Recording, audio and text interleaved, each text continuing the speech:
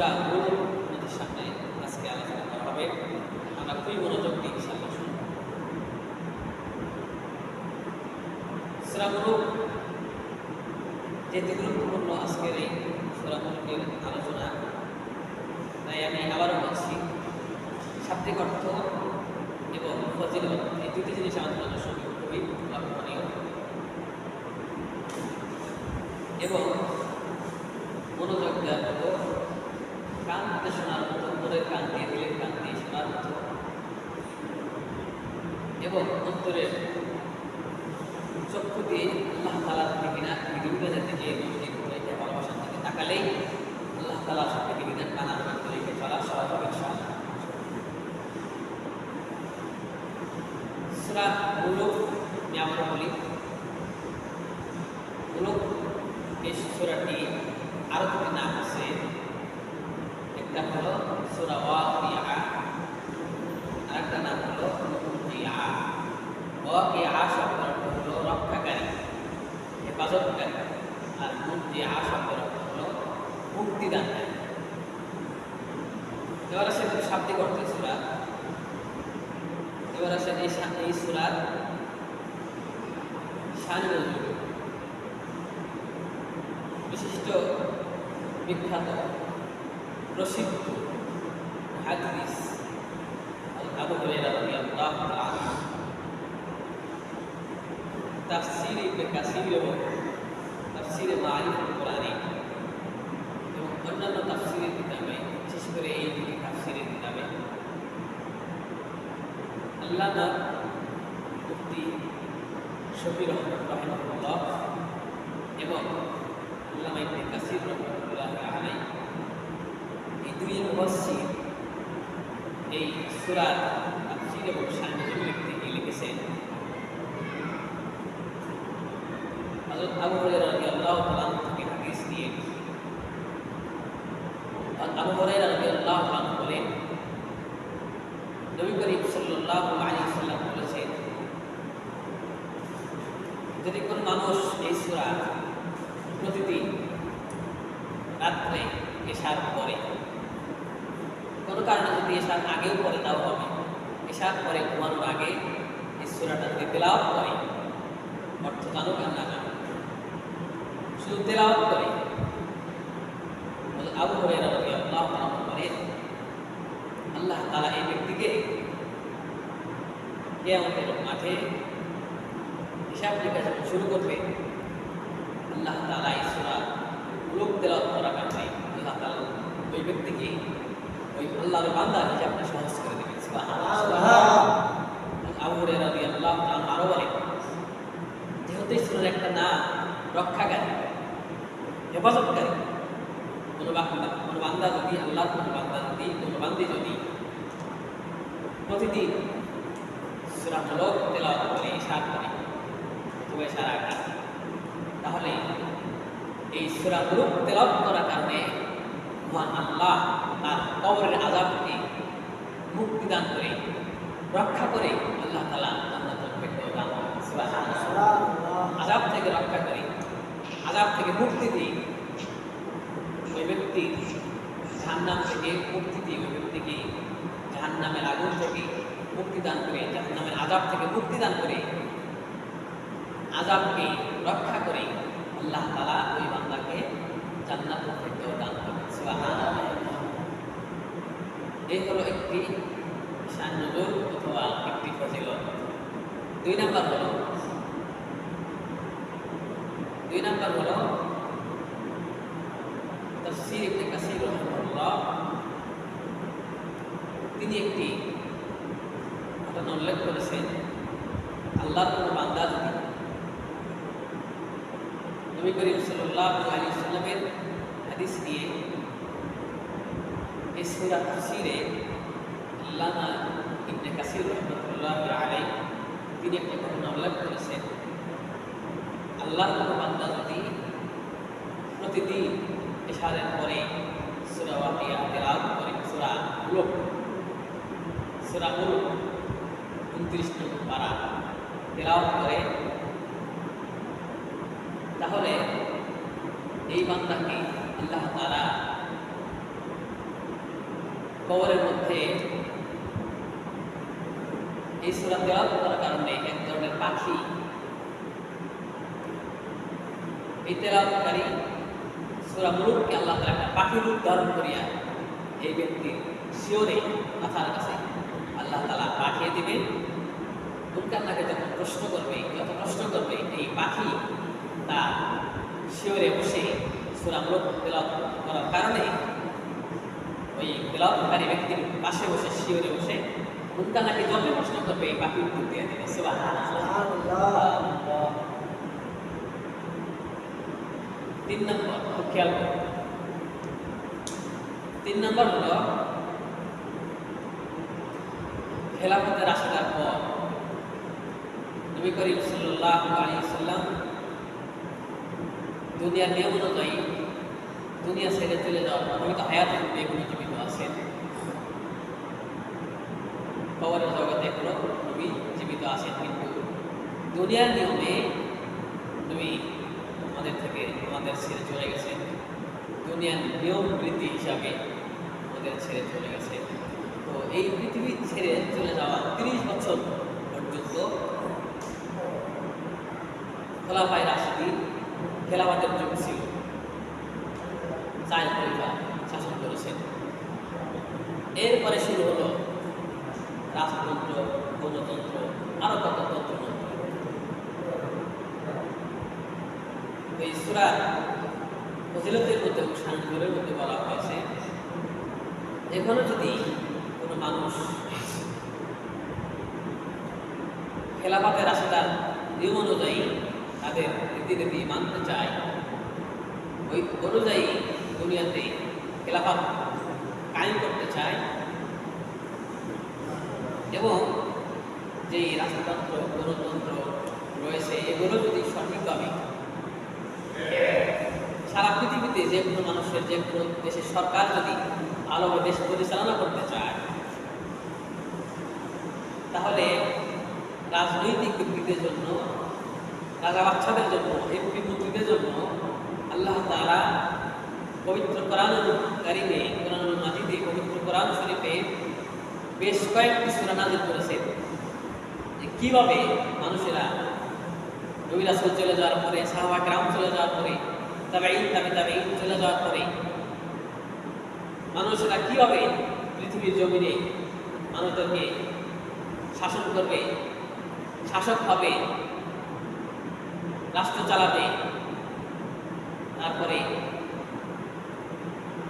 জেলা, থানা, union, word কীভাবে চালাবে, এই রাষ্ট্রীয় কাঠামো, রাজনৈতিক নিয়ম নীতি যারা সঠিকভাবে মেনে চলবে, খেলাফতের রাশিদার যুগ ফলো করবে,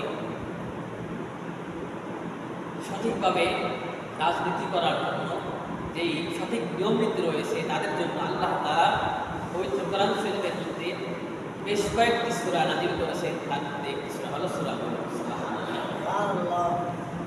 তাই কোনো বান্দা যদি সূরা মুলক ইশারা করে বেশি তেলাওয়াত করে, এই ব্যক্তি যদি কৃষক হয়, তাহলে আল্লাহ তাআলা তার কৃষিকাজের মধ্যে বরকত দিবেন, নিয়ম নীতিতে সে পরিপূর্ণ বরকত পাবে, ফসলে বরকত পাবে। চাকরিজীবী হয়, তাহলে চাকরিতে বরকত পাবে। এরপরে যদি সে রাজনৈতিক ব্যক্তি হয়, রাজনীতি করতে চায়, তাহলে সূরা মুলক বেশি বেশি নিজেও তেলাওয়াত করবে, তেলাওয়াত করার ব্যবস্থা করবে। এটা যদি করে তাহলে তার জন্য সূরা মুলক একেবারে আমলের জন্য, কাজের জন্য, ফরমালিটি রক্ষা করার জন্য আল্লাহ তাআলা অন্যান্য সূরার মধ্যে এই সূরা মুলক নাযিল করেছেন। আমরা সেই সূরা ফলো করতে পারি, সেটা হলো সূরা মুলক। এবার আসেন এই সূরা মুলক 29 নং পারা। এই সূরা মুলকের যে একটি নাম মুক্তিদানকারী, রক্ষাকারী। আর এর তাফসীরে আবু হুরায়রা রাদিয়াল্লাহু তাআলা আনহু বলেছেন, কেউ যদি এই সূরা মুলক তেলাওয়াত করে তাহলে তার জন্য যে কবরে আযাব আল্লাহ তাআলা মুক্তিদান করবেন। রক্ষা করবে এই সম্পর্কে আল্লাহ তাআলা পৃথিবীতে অনেক ঘটনাবলী পবিত্র কোরআন শরীফে নাযিল করেছেন। নবী আলাইহিস সালাম হাদিস শরীফে অনেকভাবে বর্ণনা করেছেন এবং এই আল্লাহর ওলিগণ অনেক ঘটনা উপলব্ধি করেছেন, উল্লেখ করেছেন, বলেছেন। তার মধ্যে থেকে একটি ঘটনা আমার আপনার নবী মুহাম্মদ রাসূলুল্লাহ সাল্লাল্লাহু আলাইহি ওয়াসাল্লাম পৃথিবীতে আগমনের পর যে সমস্ত দ্বীনের কাজ, ইসলামের কাজ, এরপরে কর্মজীবন যা কিছু ছিল পৃথিবীতে আল্লাহ তাআলা সব দান করেছেন নবীর মধ্যে। বিবাহ শাদী, কৃষিকাজ, রাজনীতি, চাকরি, যা কিছু পৃথিবীতে মানুষের দরকার সব কিছু আল্লাহ তাআলা আল্লাহ নবীর মাধ্যমে আমাদেরকে শিক্ষা দিয়েছেন। নবী আলাইহিস সালাম তিনি বিবাহ শাদী করেছেন, ঘর সংসার করেছেন, ছেলে মেয়ে হয়েছিল নবীজির, কিন্তু ছেলে ছোটবেলায় মারা গেছে, শিশু অবস্থায় মারা গেছে। এর অনেক ঘটনাও আছে। আজকে বলার যে উদ্দেশ্য সেটা হলো নবীর মেয়ে কলিজার টুকরা ফাতেমা রাদিয়াল্লাহু তাআলা আনহা তিনি যখন মৃত্যুসজ্জায়, তখন নবীজির জামাতা সাইয়েদনা আলী রাদিয়াল্লাহু তাআলা আনহুকে ডেকে বললেন, স্বামী, আমি মনে হয় পৃথিবীতে আর বেশিক্ষণ থাকবো না। আমি চলে যাওয়ার পরে আপনি একটা কাজ করবেন, সেটা হলো আমি চলে যাওয়ার পরে মাইকে কোনো ঘোষণা করবেন না, কোনো ধরনের এলারাম, কোনো ঘোষণা মাইকে হোক, প্রচার মাধ্যমে হোক, ইন্টারনেট সময় ইন্টারনেট ছিল না। ওই সময় যে ব্যবস্থাপনা ছিল, যেমন আমরা ছোটবেলা দেখেছি গ্রাম অঞ্চলে যে ঢোল বেড়ে দিন বেড়ে, ওই সময় যে প্রচারণার ব্যবস্থা ছিল, ফাতেমা রাদিয়াল্লাহু আনহা বললেন, খবরদার কোনো ধরনের প্রচারণা করবে না। আমি মারা যাওয়ার পরে আপনি এবং আপনার সন্তান এবং একেবারে আশেপাশে যারা থাকবে তারাই মান্না আসতে পারবে, আসবে, আসলে প্রচারণা করবে না, নাকি ঘোষণা দূরের কথা। এখান থেকে একটা কথা আমরা জানি, আমাদের মসজিদের কমিটির মধ্যে যেহেতু সভাপতি, মুসলিমরা সবাই আমরা আছি এখানে, এই জন্য বলি সামনে থেকে মশলাটা কখনো আলোচনা এরকম নিরন্তর না করে থাকে, করবো কি করবো না, করবো কি করবো না। আজকে যে একটা সুবিধা হবে, চলতে বলছে দায়জ নেই, মানে ঘোষণা করা দায়জ আছে, কিন্তু না করাটাই ভালো। এখান থেকে মশলা মহিলা মানুষ মারা গেলে মাইকে না বলা ভালো। তো ফাতেমা রাদিয়াল্লাহু আনহা বললেন, প্রচারণা করবে না, আমাদেরকে জানাবে না বেশি।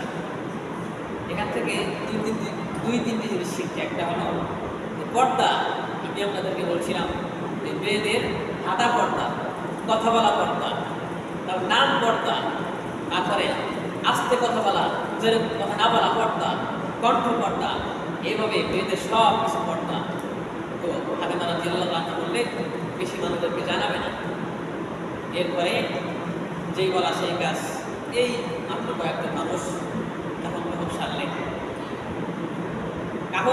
কাপড় পরানোর পর, গোসল করানোর পর, কাপড় পরানোর পর আবু যর গিফারি রাদিয়াল্লাহু তাআলা আনহু, অনেকে এই হাদিসটাকে জাল বলেছেন, ভুল বলেছেন, কিন্তু বিশ্ববিখ্যাত একজন আল্লাহ ওলি বসছেন, অনেক বড় আলেম, অনেক বড় ওলি, আল্লামা আব্দুর রহিম রাহমাতুল্লাহ আলাইহি, তিনি একটা তাফসীরের কিতাব লিখেছেন, তাফসীরে রহিমিয়া। আবার ফতোয়া কিতাব লিখেছেন, নাম হলো ফতোয়া রহিমিয়া। এই উভয় তাফসীরের কিতাবে এবং ফতোয়ার কিতাবে উল্লেখ করেছেন যে ফাতেমা রাদিয়াল্লাহু তাআলা আনহা ইন্তেকাল করার পরে আবু যর গিফারি রাদিয়াল্লাহু তাআলা আনহু তিনি কবরের কাছে গিয়ে বলেন, খবরদার, আজকে তোমার ভিতরে যাকে রেখে যাচ্ছি তিনি হলেন বিশ্ব নবী, আল্লাহর বিশ্ব নবী, সমস্ত মাখলুকাতের নবী, নবীদের নবী, কুল মাখলুকাতের নবী, পশুদের নবী, পোকা মাকড়ের নবী, সমস্ত জীবজন্তুর নবী, সমস্ত কুল কায়নাতের নবী রাহমাতুল আলামিন এই নবী মুহাম্মদ রাসূলুল্লাহ সাল্লাল্লাহু আলাইহি ওয়াসাল্লামের কলিজার টুকরা মেয়েকে তোমার ভিতরে রেখে যাচ্ছি। খবরদার, খবর এই ফাতেমার সাথে বেয়াদবি করবে না, কবর থেকে কোনো উত্তর আসে না। এরপরে আরেক পাশে গিয়ে বলে কবরে মাটিদের খবরদার, আজকে কিন্তু তোমার ভিতরে যাকে রেখে যাচ্ছি উনি কিন্তু বিশ্বনবীর মেয়েতে একবার বললেন উনি হলো জান্নাতের সর্দার হাসান আর হুসাইন। এই জান্নাতের সর্দার যুবক তাদের মাকে রেখে যাচ্ছে তোমার ভিতরে, খবরদার কোনো বেয়াদবি করবে না। কবর থেকে কোনো উত্তর আসে না। 3 নাম্বার কবরের পাশে গিয়ে বলে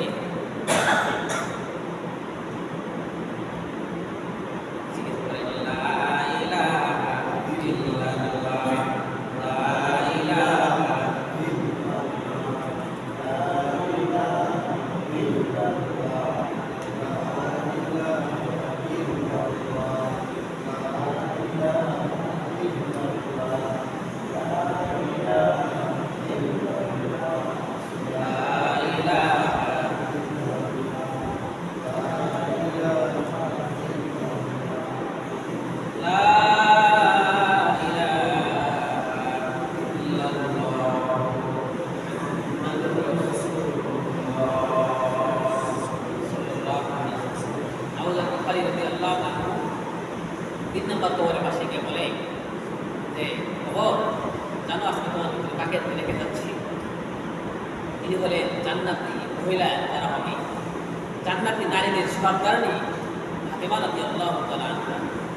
খবরদার এই কবরের সাথে, এই মেয়েদের সাথে, নবীর মেয়ের সাথে কোনো ধরনের বেয়াদবি করবে না। 4 নম্বর কবরের পাশে গিয়ে বলে খবর তুমি কি জানো আজকে তোমার ভিতরে কাকে রেখে যাচ্ছি? তিনি বলেন আলী রাদিয়াল্লাহু তাআলা আনহু, যে আলীকে আল্লাহ পাক বলে আখ্যা দিয়েছেন। আল্লাহর নবী কাফেরদের জন্য পাক বলে আখ্যা দিয়েছেন, মানে কাফেরদের জন্য পাক স্বরূপ আলী।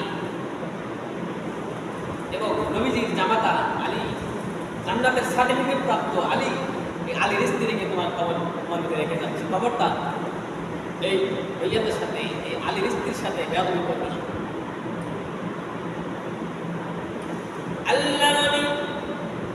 আল্লামা আব্দুর রহিম রাহমাতুল্লাহ আলাইহি আবু যার গিফারি রাদিয়াল্লাহু তাআলা যখন কবরের পাশে এক পাশে মাটি ধরে বলে বাবা জানুনি কাকে রেখে যাচ্ছে তোমার মধ্যে?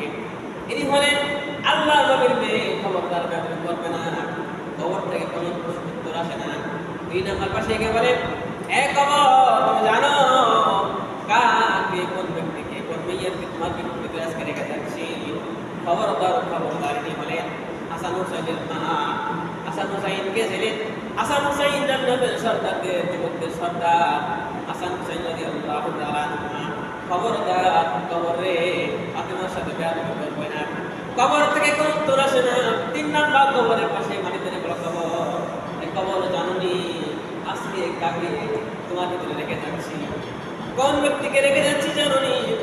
আজকে যেই মহিলা যেই মহিলা তোমার ভিতরে রেখে যাচ্ছি, এই মহিলা হলো জান্নাতে যত নারী যাবে, যত মহিলা যাবে, জান্নাতের নারীদের সর্দারী ফাতেমা রাদিয়াল্লাহু তাআলা আনহা। কবর খবরদার, আমার এই বান্দির সাথে, আল্লাহর এই বান্দির সাথে জান্নাতি নারীদের সর্দারনী যিনি হবে ফাতেমা রাদিয়াল্লাহু তাআলা আনহা। খবরদার, কবরের সাথে বেয়াদবি করবে না, কোনো উত্তর আসে না। 4 নাম্বার পাশ থেকে যখন আবু যার গিফারি রাদিয়াল্লাহু তাআলা আনহু বলেন কবরে জানোস না আজকে তোর ভিতরে কাকে রেখে যাচ্ছি? ইনি হলেন আল্লাহ পাক বলে তিনি একটা দিয়েছেন, ঘোষণা করেছেন। আল্লাহ নবী যাকে পাক বলে ঘোষণা দিয়েছে এবং জান্নাতের সার্টিফিকেট প্রাপ্ত সাহাবী আলী রাদিয়াল্লাহু তাআলা আনহুর স্ত্রী, আলী রাদিয়াল্লাহু তাআলা আনহুর স্ত্রীকে আজকে তোমার ভিতরে রেখে যাচ্ছি। খবরদার, কবরে এই মেয়ের সাথে কোনো বেয়াদবি করবে না। আল্লাহ নবীর মেয়ের সাথে কোনো বেয়াদবি করবে না। হাসান হুসাইনের মার সাথে বেয়াদবি করবে না। জান্নাতি দাঁড়িয়ে সরকারি ফাতেমা রাদিয়াল্লাহু তাআলা আনহার সাথে কোনো বেয়াদবি করবে না, আলী রাশিদের সাথে কোনো বেয়াদবি করবে না। এইবার আবু যার গিফারি রাদিয়াল্লাহু তাআলা যখন বলা শেষ করলো, কবর মাটি আল্লাহকে ডেকে বলে, আল্লাহ গো আমার জবান খুলে দাও, আল্লাহ আমার জবান খুলে দাও, তোমার বান্দা তোমার নবীর সাহাবী আবু যারের সাথে একটু কথা বলি। আল্লাহ বলে, যা তুমি মাটি তো জবান দিয়ে দিলাম, তুই কথা বল। মাটি বলে, আবু যার তুমি কি বলতে চাও, তুমি কি বলতে চাও, শোনো, কান পেতে শুনে রাখো, আমি কবর, আমি মাটি, আমি গর্ত, আমি গর্ত, আমি মাটি, আমি চিনি না নবীর মেয়ে। আমার মা বোনেরা খেয়াল করে শুনে, আল্লাহ নবীর মেয়ের কবর থেকে দেখেন কি বলে, আলীর স্ত্রীর কবর থেকে কি বলে, জান্নাতের সর্দারিনী ফাতেমার কবর থেকে দেখেন কবর কি বলে, হাসান খানের মা কবর থেকে দেখেন কি বলে, কবর কি বলে, কবর বলে, আবু যার শোনো, কান পেতে শুনে নাও, আমি চিনি না নবীর মেয়ে, আমি চিনি না নবীর মেয়ে ফাতেমা, আমি চিনি না হাসান খানের মা ফাতেমা, আমি চিনি না আলীর স্ত্রী ফাতেমা, আমি চিনি না জান্নাতি সর্দারিনী, আরে সর্দারিনী ফাতেমা, আমি চিনি না কাউকে, আমি চিনি হলো ওই ব্যক্তিকে যার আমল। আজকে আমরা আমাদের আমল খুবই ঘাটতি, খুবই সমস্যা। আমাদের নামাজ, রোজা, পর্দা একেবারে কম সীমিত। আমরা সপ্তাহে একদিন আসি, তাও ঝটপট ঘুরি দিকে থাকায় তাড়াতাড়ি আসি। এরপরে মা বোনেরা পর্দার পাও সাথে এরপরে নামাজ, রোজা এগুলো একেবারেই আমাদের সমাজে কেন যেন ভুলে চলেছে। আজ আল্লাহর ইবাদতের প্রতি, আল্লাহ বান্দারা আল্লাহর প্রতি এত অবহেলা, এত আল্লাহকে ভুলে গিয়ে এত অন্য পথে মানুষ পথদর্শন হচ্ছে, অন্য পথ অবলম্বন করতেছে, আল্লাহকে ভুলে যাচ্ছে, জান্নাতের সুসংবাদ ভুলে যাচ্ছে, জাহান্নামের যে শাস্তি ভয়াবহ এই কথাটা ভুলে যাচ্ছে। এই কবরের আযাব কঠিন আযাব হবে। কবর ফাতেমার কবর এই কথা যদি বলে, জান্নাতের সর্দারানীর কবর যদি এই কথা বলে, মাটি যদি এই কথা বলে, আর আপনার জন্য কি বলতে পারে? চিন্তা করেন, এখানে জান্নাতের সর্দারানী জান্নাতি মহিলাদের সর্দারানী হাসান শরীফ মা নবীর মেয়ে আলীর স্ত্রী, এমন মহিলার কথা কবরে আর আমরা তো রাখি। ওই একটা কথা আছে, এক লোকের জিজ্ঞাসা করছে, ভাই তোমার নাম কি? কাসিবুল আলী। লোক অনেক গোটা, কাসিবুল আলী। ভাই আপনার নাম? ভাই আপনার নাম কাসিবুল আলী, এখন থাকি আমরা দেখলাম। ফাতেমা রাদিয়াল্লাহু আনহার কবর থেকে যদি এরকম উত্তর আসে, এরকম কথা আসে, মাটি কবর এমন কথা বলি, আমরা তো তাদের কিছু। এই জন্য আমরা আজকের থেকে তওবা করি। সূরা মুলক আপনাদের সঙ্গে আলোচনা করছিলাম, সূরা মুলকের একটা নাম হলো মুনজিআ, শব্দের অর্থ হলো মুক্তিদানকারী। আরেকটা শব্দ বলছিলাম ওয়াকিআ, এই শব্দের অর্থ রক্ষাকারী। কোন ব্যক্তি যদি সূরা ওয়াকিআ সূরা মুলক নিয়মিত তেলাওয়াত করে, ইশার করে, আল্লাহ তাআলা এই ব্যক্তিকে কবর আযাব থেকে, জাহান্নাম থেকে মুক্তিদান করবেন। আল্লাহ তাআলা এই ব্যক্তিকে জাহান্নামের আযাব থেকে রক্ষা করবেন, মুক্তিদান করবেন। এরপর আল্লাহ তাআলা জান্নাতের তাদেরকে বলেন সুবহানাল্লাহ। এই জন্য আমরা কবরের আযাব থেকে বাঁচার জন্য, জান্নাত পাওয়ার লাভে, কবরের আযাব থেকে বাঁচার জন্য, জাহান্নামের আগুন থেকে বাঁচার জন্য, জান্নাত পাওয়ার আশায় আমরা ইনশাআল্লাহ আজকের থেকে মাইকের আওয়াজ দূর যাই, তারা প্রাণ করতে পারি। আজকের থেকে ইনশাআল্লাহ প্রতিদিন ইশার করে সূরা মুলক তেলাওয়াত বলে, ইনশাআল্লাহ সূরা মুলক তেলাওয়াত। আল্লাহ তাআলা আমাদেরকে বেশি বেশি সূরা মুলক তেলাওয়াত করার তৌফিক দান করেন, বলেন আমিন। আর সূরা বলেন আমিন। আরেকটা ঘটনা বলে, ছোট্ট ঘটনা বলে সেই দেই। সূরা মুলক এক ব্যক্তি তেলাওয়াত করে নিয়মিত, একেবারে নিয়মিত তেলাওয়াত করে। নিয়মিত তেলাওয়াত করতে করতে যদি কোনো কারণে তেলাওয়াত না করে, তাহলে বুজুর্গরা কিন্তু বলে যে প্রতিদিন তেলাওয়াত করছে, একদিন গুনাহ করবে, কোনো কাজের কারণে তেলাওয়াত করতে পারলেন না, তাহলে দুই রকম কথা এসেছে। যে এক হতে পারে আল্লাহ তাআলা সমস্যার কারণে যদি তেলাওয়াত করেনি, আল্লাহ তাআলা আপনাকে ওই হাতটা পূরণ করে দেবেন। আল্লাহ তাআলা তেলাওয়াত করার প্রতি সাবধান থাকবেন, সুবহানাল্লাহ। সৎকর্ম নিয়মিত তেলাওয়াত করার চেষ্টা থাকতে হবে। আরেকটা অর্থ বলেছে যে নিয়মিত তেলাওয়াত করলে, একদিন কোনো কারণে তেলাওয়াত না করতে পারলে, প্রতিদিন যে তেলাওয়াত করলে আল্লাহ তাআলা এই কারণে সূরা মুলক তেলাওয়াত করার কারণে তাদেরকে আল্লাহ তাআলা মুক্তি দান করবেন। আল্লাহ তাআলা এই ব্যক্তিকে একদিন অথবা কোনো কারণে একদিন দুই দিন তার খুব চাহিদা, খুব মনের নিয়ত আছে, পরিপূর্ণ কিন্তু তেলাওয়াত করতে পারে নাই, আল্লাহ তাআলা তাকে মাফ করে দিবেন। সুবহানাল্লাহ। আমরা সবাই যেন এই যারা কোরআন পড়তে পারে আজকে থেকে সূরা লোক বেশি বেশি তেলাওয়াত করার চেষ্টা করব। বলেন আমিন। সবাই যারা বলেন আমিন।